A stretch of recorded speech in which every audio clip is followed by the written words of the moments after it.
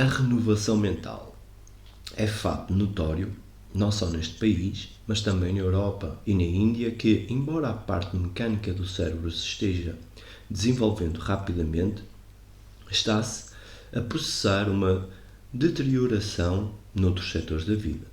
As relações gerais entre os entes humanos estão, com efeito, a deteriorar-se, moral e eticamente. Como seres humanos, devemos não só resolver este enorme problema, mas também ver, fora dele, o que se pode fazer, se é possível deter a deterioração, a desintegração de uma mente dotada de tão notáveis aptidões. Já levamos anos e anos a cultivar o lado mecânico-tecnológico da vida. Os problemas aí existentes podem ser facilmente resolvidos, mas temos outros problemas que nunca tratamos de resolver. Pela vida toda ficamos a aumentar ou a fugir de nossos problemas e com eles morremos. É possível a mente libertar-se totalmente de todos os problemas? São os problemas que ficam sem solução os causadores da destruição, da deterioração da mente. É possível resolver cada problema ao surgir sem lhes proporcionar a oportunidade de enraizar-se na mente? Referimos-nos aos problemas não mecânicos, aos problemas mais profundos da vida. Quantos mais desses problemas formos levando connosco, tanto mais pesado se torna o nosso fardo e tanto mais evidente é que a mente e a totalidade de nossa humana existência se tornam mais e mais complexas e confusas.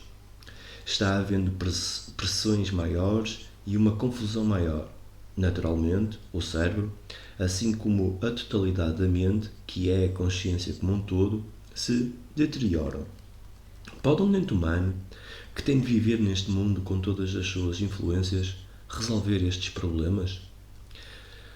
Só existe problema quando é inadequada a reação ao desafio. De outra maneira, não temos problemas. Quando somos incapazes de corresponder totalmente ao desafio, qualquer que ele seja, então, devido ao inadequado da reação, temos um problema. A esses desafios, que são sempre novos, reagimos mecanicamente ou com nossa acumulação de conhecimentos ou de experiência, de modo que não há uma reação direta. Isso está acontecendo no mundo inteiro. Exteriormente, um progresso fantástico. Exteriormente, mudanças extraordinárias. Entretanto, psicologicamente, interiormente, não se vê mudança nenhuma ou quase nenhuma. Há contradição entre o que está passando interiormente e as vastas mudanças que estão ocorrendo exteriormente. Interiormente, estamos manietados pela tradição, nossas reações procedem de nosso fundo animal e são limitadas. Um dos nossos maiores problemas é o de renovar, de rejuvenescer a psique, o todo da consciência. É possível resolvê-lo? O homem sempre tentou ultrapassar os seus problemas, quer fugindo deles por meio de vários métodos, quer inventando crenças que ele espera possam renovar a mente que está sempre a deteriorar-se. Procura passar por várias experiências, esperando encontrar uma que transcenda todas as outras e lhe dê a total compreensão da vida. Experimenta tantos meios diferentes: drogas, meditação, devoção, sexo, saber. E, todavia, malgrado todos esses métodos, não parece ele capaz de dissolver o fator central responsável pela deterioração. É possível esvaziar de toda a mente para que cotidianamente se renove e já não crie problemas para si, para que seja capaz de enfrentar cada desafio de maneira tão completa e total que dele não fique resíduo algum que se torne em outro problema? É possível passar por todas as espécies de experiência que os entes humanos têm e, no fim do dia, não restar um único resíduo para ser levado para o dia seguinte, salvo o conhecimento técnico? Não confundamos as duas coisas. Se isso não for possível, então, naturalmente, a mente se deteriorará, outra coisa não lhe acontecerá senão desintegrar-se. A questão é: pode a mente, que é o resultado do tempo, da experiência, de todas as influências, da cultura, do condicionamento social, económico e climático, libertar-se e ficar sem nenhum problema, sempre nova, sempre capaz de enfrentar imediatamente todo o desafio que se lhe apresenta? Se disso não formos capazes, morreremos, chegará a seu fim uma vida atormentada. Nós não resolvemos as nossas aflições, jamais satisfazemos verdadeiramente os nossos apetites, estamos sempre presos a essa roda de preenchimento e frustração. Nossa vida foi sempre um campo de batalha. Temos de encontrar solução para esta questão, não por meio de alguma filosofia, porque, naturalmente, nenhuma filosofia pode resolvê-la, embora possa fornecer explicações. Resolvê-la é libertar-se de todos os problemas e tornar a mente sumamente sensível, ativa. Nessa própria atividade é ela capaz de liquidar todos os problemas que surgem. Sabemos o que se entende por um problema: a reação inadequada a um desafio. Os desafios se apresentam interminavelmente a todas as horas. Quanto mais vigilantes estamos, quanto mais refletidos somos, tanto mais agudos se tornam os problemas. Vendo-nos incapazes de resolvê-los, inventamos teorias e quanto mais intelectuais somos, tanto mais sagaz é a mente para inventar uma estrutura, uma crença, uma ideologia que nos sirva de via de fuga. A vida é cheia de experiências que constantemente assaltam a mente. Como em geral a nossa vida é tão vazia, tão cheia de solidão e tédio, uma existência sem significação lastimosa. Desejamos mais e mais experiências, cada vez mais amplas e profundas. A peculiaridade da experiência é que ela nunca é nova. Experiência é o que já foi e não o que realmente é. Quando tivestes uma experiência, vós a reconhecestes e dissestes: uma experiência. O reconhecimento implica que já a conheceis, que já tivestes tal experiência e, por conseguinte, não há nada novo no experimentar. É sempre o conhecido que é capaz de reconhecer uma experiência. É o passado que diz: já tive esta experiência e, por conseguinte, pode dizer que isso é uma experiência. Tanto na Europa como neste país, a LSD está proporcionando novas experiências e os que tomam essa droga andam sempre no encalço dessas novas experiências, a fazer a viagem, como dizem eles. Tais experiências resultam do condicionamento deles, de sua limitada consciência e, consequentemente, não constituem uma coisa totalmente nova. Se fosse uma coisa totalmente nova, eles não a reconheceriam como experiência. Pode a mente achar-se num tal estado de atividade que esteja livre de todas as experiências? Nós somos o resultado do tempo e, no decorrer desse tempo, temos cultivado todas as tendências humanas. A civilização, a sociedade, as religiões têm condicionado a mente. Estamos sempre a traduzir todo desafio em termos de nosso condicionamento e, assim, se nos observamos, o que em geral acontece é que cada pensamento, cada movimento da mente é limitado, condicionado e o pensamento jamais pode ultrapassar a si próprio. Se não tivéssemos experiências, adormeceríamos. Se não houvesse desafios, embora com reações inadequadas e todos os consequentes problemas, adormeceríamos. É isso que está acontecendo à maioria de nós. Reagimos inadequadamente, temos problemas, os problemas se tornam de tal vulto que somos incapazes de resolvê-los e eles, por conseguinte, nos tornam embutados, insuficientes, confusos.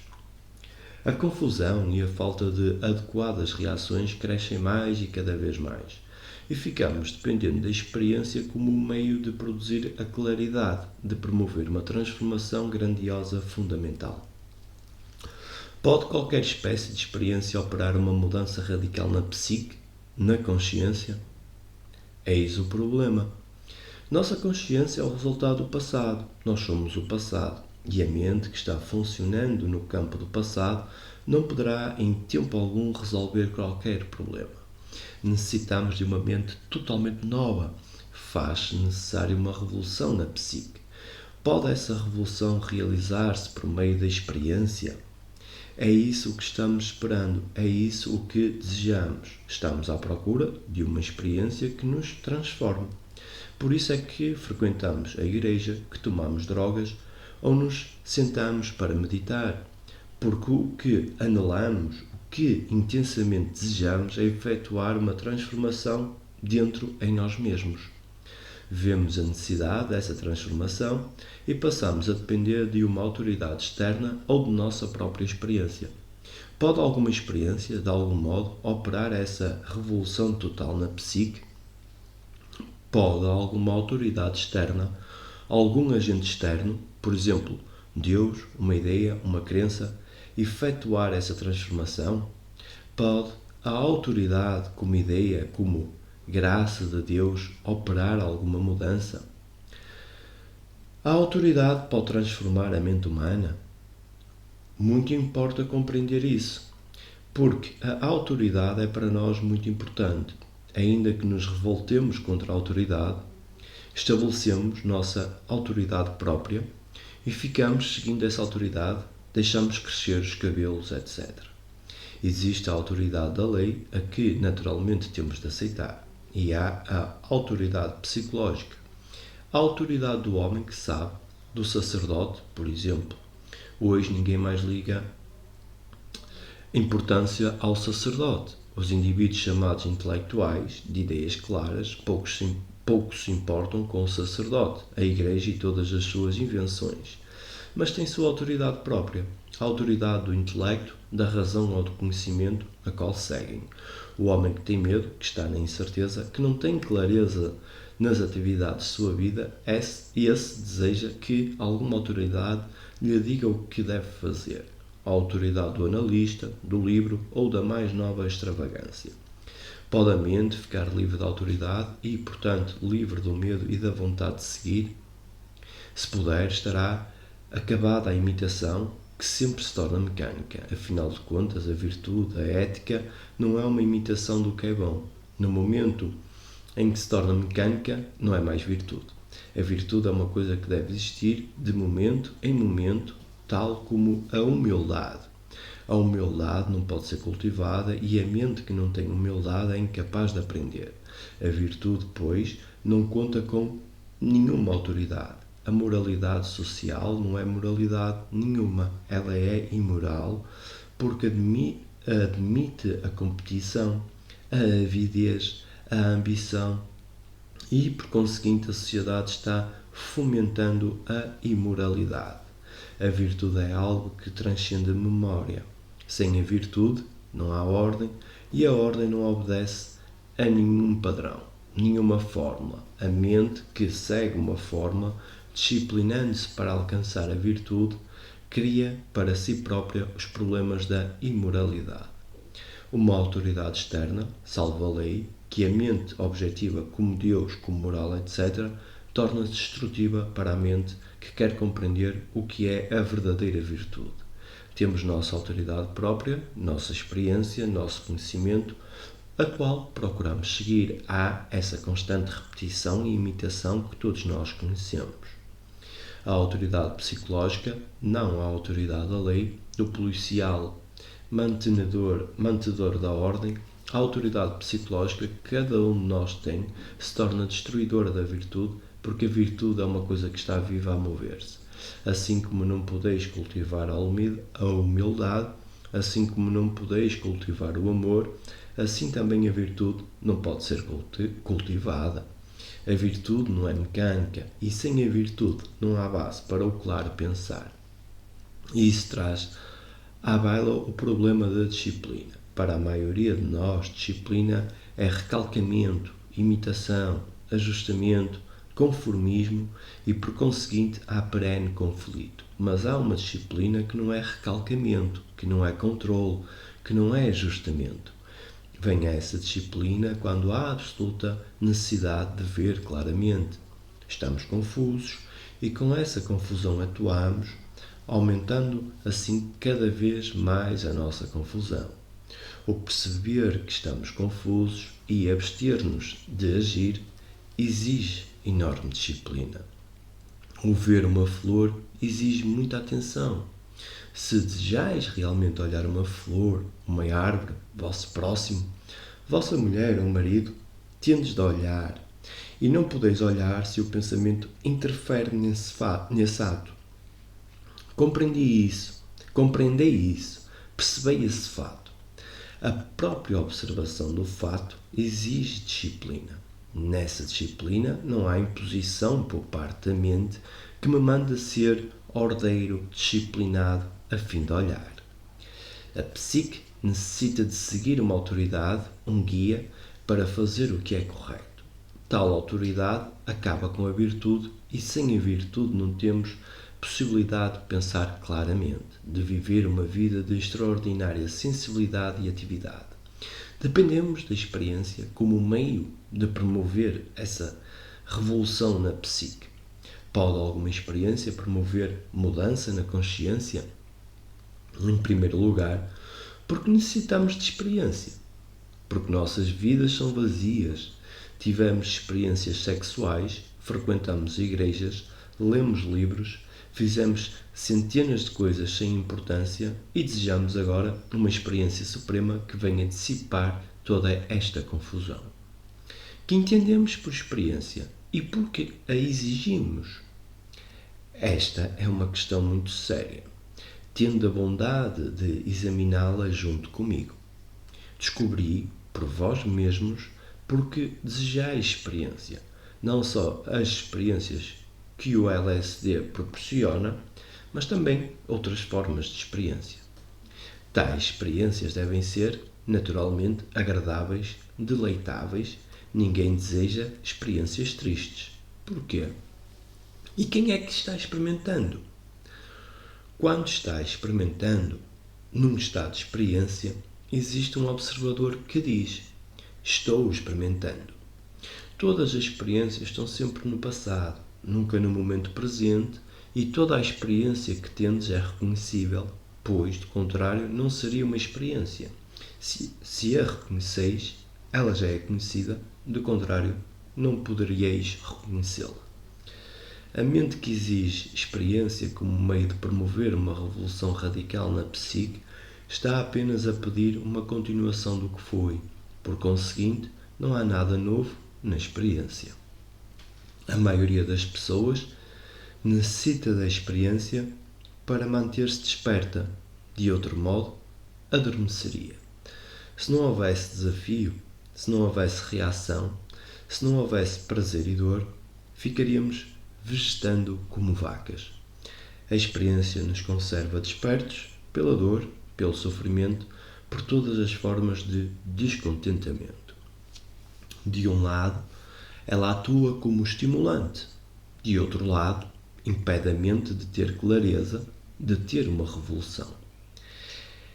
É possível manter-nos totalmente despertos, intensamente ativos, inteligentes, sensíveis? Se a mente é sensível, extraordinariamente sensível, não necessita de experiência.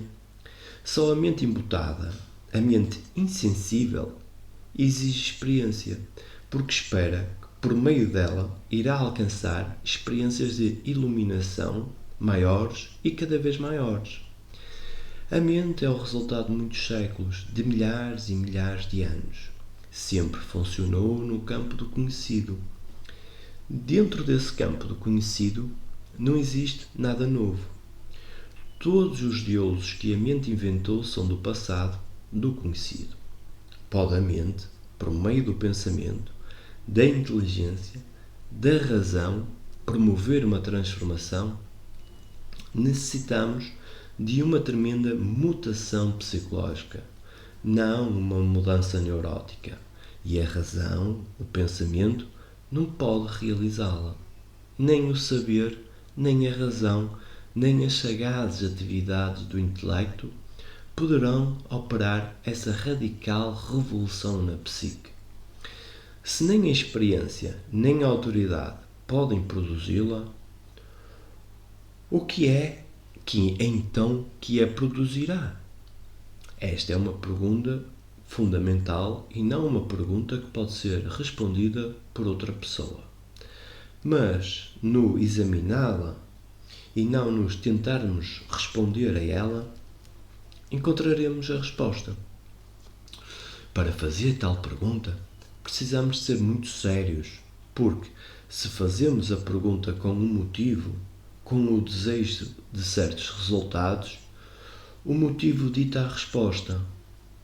Por conseguinte, devemos fazer a pergunta sem nenhum motivo, sem desejarmos nenhuma vantagem, e isso é dificílimo, porque todas as nossas atividades e exigências têm motivos pessoais, ou um motivo pessoal identificado com um motivo superior, porém sempre motivo. Se o pensamento, a razão, o conhecimento e a experiência não podem realizar uma radical revolução na psique, que é que poderá realizá-la? Tal é a única revolução que resolverá todos os nossos problemas. Estou examinando a pergunta, não estou respondendo a ela. Não há resposta, mas no investigar da própria pergunta encontraremos a resposta.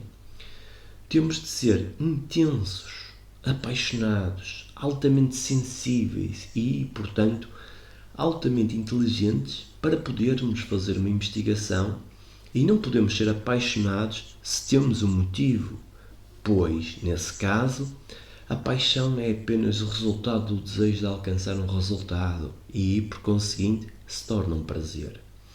Onde há prazer, não há paixão. A própria intensidade com que fazemos a nós mesmos aquela pergunta cria a energia necessária ao exame.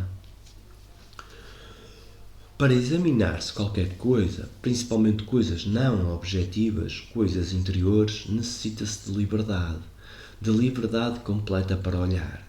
E essa liberdade não é possível quando o pensamento, como reação de experiências ou conhecimentos anteriores, interfere no ato de olhar.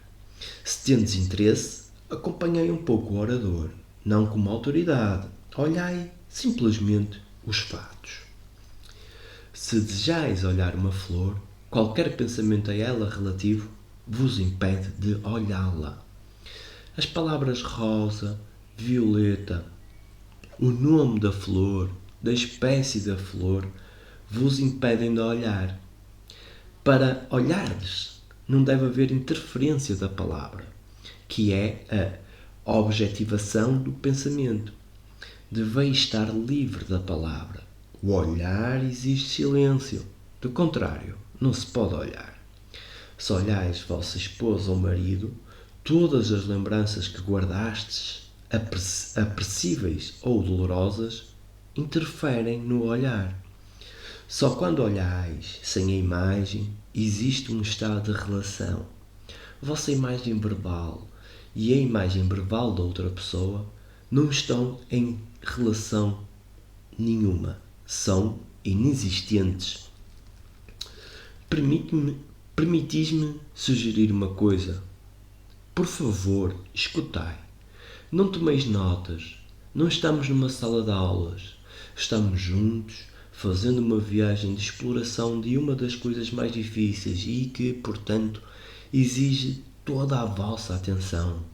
Se estáis a tomar notas, isso significa que pretendeis refletir a respeito do assunto mais tarde e, consequentemente, que não o estáis fazendo agora. Não estáis sentindo a urgência do problema. E a mente que não sente a urgência de atender aos problemas fundamentais está morta, é uma mente estúpida, embutada, ainda que muito sagaz e erudita. Essa urgência cria a energia e a paixão necessárias para olhar o problema. Para observar, precisamos estar livres da palavra, sendo a palavra símbolo, com tudo o que encerra. Conhecimento, etc. Para olhar, observar, temos de estar em silêncio. De contrário, como é possível olhar alguma coisa? E esse silêncio ou pode ser produzido por um objeto tão imenso que torna a mente silenciosa, ou ele resulta de que a mente compreende que, para olhar qualquer coisa, tem de aquietar-se. Ela é então como a criança que ganha um brinquedo novo, que absorve inteiramente.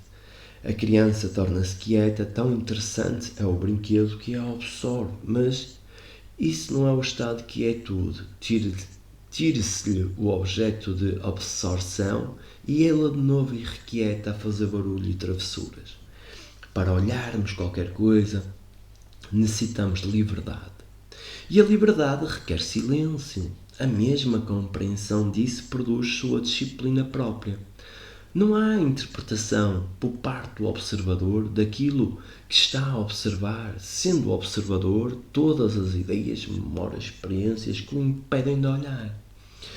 O silêncio e a liberdade são inseparáveis. Só a mente que está toda em silêncio, não por meio de disciplina ou controle, ou por causa da exigência de experiências extraordinárias, pois tudo isso são futilidades. Só a mente que está toda em silêncio pode responder àquela pergunta. Só o silêncio total produzirá a revolução total na psique, não o esforço, nem o controle, nem a experiência, nem a autoridade. E esse silêncio é extraordinariamente ativo, não é mero silêncio estático. Para o alcançares, tens de fazer o necessário, ou fazer instantaneamente, ou tomares tempo para analisar-vos e, nesse caso, já perdestes o silêncio. A análise, psicanálise ou autoanálise não dá a liberdade, tanto mais porque requer tempo de hoje para amanhã e daí para diante gradualmente. A mente, vossa mente e minha mente, é o resultado do tempo, resíduo de toda a experiência humana, produto de nossa infinda luta humana. Vossos problemas são os mesmos problemas do indiano na Índia. Ele está a passar pela mesma aflição infinita que vós. E esse desejo de encontrar a verdade, de descobrir se é possível uma revolução radical na mente, só será correspondido quando houver liberdade total e, por conseguinte, não houver medo. Só existe autoridade quando existe o medo. Com a compreensão do medo, da autoridade e da rejeição de todos os desejos da experiência. E essa é realmente a plenitude da madureza. Torna-se a mente completamente silenciosa. Só nesse silêncio é que, sumamente ativo, pode verificar-se uma revolução total na psique. Só então está a mente apta a criar uma nova sociedade. Torna-se necessária uma nova sociedade, uma nova comunidade, constituída de pessoas que, embora vivendo no mundo, a ele não pertencem. A vós é que cabe o dever de criar essa comunidade. Interrogante. Dissestes no começo que devemos aceitar a autoridade da lei. Compreendo isso em relação a coisas como regulamentos de tráfico, etc. Mas a lei quer obrigar-me a ser soldado e não posso aceitar tal exigência. Krishnamurti. Este é um problema existente no mundo inteiro. Os governos exigem que vos alisteis no exército e tomeis parte na guerra. Que ireis fazer? Principalmente se sois jovem. Nós, os mais velhos, já demos o que podíamos dar. Mas e os moços? Esta é uma pergunta que se faz em todas as partes do mundo. Pois bem, aqui não há nenhuma autoridade, não vou aconselhar-vos sobre o que deveis ou não deveis fazer, se deveis alistar-vos ou não, se deveis matar ou não. Vamos examinar a questão. Na Índia, em tempos passados, existia uma comunidade cujos membros diziam: nós não mataremos. Não matavam animais para comer. Consideravam muito importante não magoar o próximo, falar com bondade, ter sempre um certo respeito à virtude. Aquela comunidade existiu por muitos séculos, principalmente no sul, representada pelos brahmanes. Mas tudo isso é do passado. Que deveis vós fazer? Contribuir ou não contribuir para a guerra? Quando comprais um selo dos correios, estáis contribuindo para a guerra. Quando ganhais dinheiro, estáis contribuindo para a guerra. Quando trabalhais numa fábrica, estáis produzindo obusos para a guerra. E com vossa maneira de viver, vossa competição, ambição, vossa egocêntrica prosperidade, estáis produzindo a guerra. Quando o governo vos ordena alistar-vos no exército, cabe-vos decidir se deveis fazê-lo ou deixar de fazê-lo e sofrer as consequências. Conheço um rapaz na Europa onde todos os rapazes têm de servir no exército. 1 ano, ano e meio ou 2 anos. Esse rapaz disse: não desejo isso e não o farei, prefiro fugir. Ele fugiu e isso significa que jamais poderá retornar à sua pátria. Deixou com a família os seus bens, nunca mais tornará a ver a família. O decidir alistar-se ou não alistar-se torna-se uma questão insignificante quando há problemas muito mais importantes a considerar. O problema mais importante é como deter as guerras. Definitivamente, não esta ou aquela guerra. Vós tendes a vossa guerra favorita e eu tenho a minha guerra favorita. Sou, por acaso, cidadão inglês e odeio Hitler. Por conseguinte, luto contra ele, mas não luto contra os vietnamitas porque essa Não é a minha guerra favorita, já que, politicamente ou a outros respeitos, nada tenho a ganhar com ela. A questão mais importante é esta. O homem escolheu o caminho da guerra, do conflito. A não ser que isso seja alterado totalmente, apresenta-se inevitavelmente o problema a que se refere o interrogante. Para ocorrer essa alteração total, completa, tens de viver pacificamente, não deveis matar, nem por atos, nem por palavras. Quer dizer, deve cessar a competição e a divisão de governos soberanos do exército. Mas, direis, não tenho poder para tanto. Não posso conter a guerra, não posso acabar com o exército. Todavia, o que me parece importante é que, ao verdes a estrutura total da violência e da brutalidade humana, cuja manifestação final é a guerra, se perceberdes isso totalmente, então, nesse próprio ato de ver, fareis o que é correto. O que é correto poderá acarretar consequências várias, mas não importa. Contudo, para poderdes ver a estrutura total da violência e da brutalidade, necessitais de plena liberdade. E esse próprio ato de olhar disciplinadamente depois traz sua disciplina própria. Dessa liberdade nasce o silêncio e, com ele, tereis a resposta à vossa pergunta. Interrogante: que quereis dizer ao afirmados que devemos aceitar a autoridade da lei? Krishnamurti, como, por exemplo, os regulamentos sobre o tráfico. Interrogante: Krishnamurti, os impostos? Interrogante: sim, tudo. Krishnamurti, não coloqueis a mim ou a vós numa posição de repúdio da lei. Dissemos, propositadamente, que o problema é muito mais importante do que este. O homem vive há 5.000 anos num estado de guerra e poderá ele viver pacificamente? O viver pacificamente todos os dias exige extraordinária vigilância, percebimento de cada problema. Interrogante: a tentativa de revolucionar a psique pode ser também denominada expansão da consciência? Krishnamurti: o expandir da consciência exige um centro que esteja cônscio de sua paixão, da sua expansão. No momento em que existe um centro como ponto de partida da expansão, isso já não é expansão, porquanto o centro limita sempre a sua própria expansão. Se há um centro que me serve de ponto de partida, embora eu chame isso de expansão, esse centro será fixo. Posso expandir-me dentro de um certo raio, mas, visto que o centro é sempre fixo, não há expansão. Não se deve fazer uso da palavra expansão. Interrogante: a revolução não requer também a existência de um centro? Krishnamurti: não, senhor. Foi isso que já tive o cuidado de explicar. Vou torná-lo a dizê-lo muito resumidamente.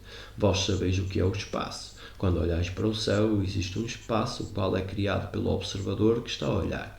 Aqui está este objeto, um microfone, a criar espaço ao redor de si. Porque ele existe, esse espaço existe. Estamos neste salão. Nele há espaço por causa das 4 paredes e fora dele há espaço. Só conhecemos o espaço que existe por causa do centro, que está a criar espaço ao redor de si. Ora, o centro pode expandir esse espaço por meio da meditação, da concentração, etc. e tal. Mas o espaço é sempre criado pelo objeto, como o microfone que cria o espaço em torno de si. Enquanto existir centro, observador, ele criará espaço em redor de si. Poderá chamar esse espaço 10.000 milhas ou 10 passos, mas trata-se sempre do espaço restrito ao observador. O expandir da consciência, um dos truques mais fáceis, fica sempre dentro do raio que o centro cria. Em tal espaço não há liberdade nenhuma, porque tal liberdade é semelhante à liberdade que tenho dentro deste salão. Não sou livre, só há liberdade e, por conseguinte, um espaço imensurável quando não existe observador, e a revolução a que nos referimos é a revolução da psique, da própria consciência, na qual atualmente existe sempre o centro, que fala em termos de eu e não eu. Interrogante: no começo era o verbo. Que significação tem isso para vós? Krishnamurti: porque deve ter alguma significação para vós aquilo que outrem diz. Se estáis a investigar, a olhar, a observar, nunca se apresentam questões deste género, ainda que na Bíblia esteja dito o verbo, a palavra, etc. Se compreenderdes o que é a autoridade, dela ficais livre para olhar e transcendereis a palavra. Para descobrires a realidade última, que o homem há milhares e milhares de anos chama Deus, deveis estar livre da crença, deveis estar livre da autoridade. Então estareis apto a descobrir se existe Deus.